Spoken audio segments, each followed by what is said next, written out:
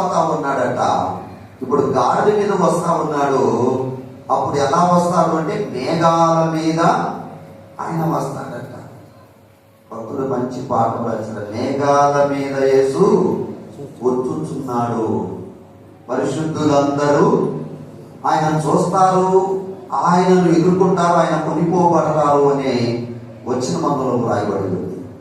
అంటే ఆయన మరలా తిరిగి పరిశుద్ధుల కొరకు, ఇప్పుడు పాపులందరి కొరకు, ప్రపంచమంతటి కొరకు అందరినీ పాప శాప జీవితము నుండి విడిపించి ఒక ఆశీర్వాదకరమైన జీవితములోనికి నడిపించడానికి ఆయన మొదటిసారి వచ్చాడు, మరణించాడు, సమాధి చేయబడ్డాడు, తిరిగి లేచి ఆరోహణమై వెళ్ళిపోయి మరలా రెండో మారు రాబోతా ఉన్నాడు మేఘముల మీద.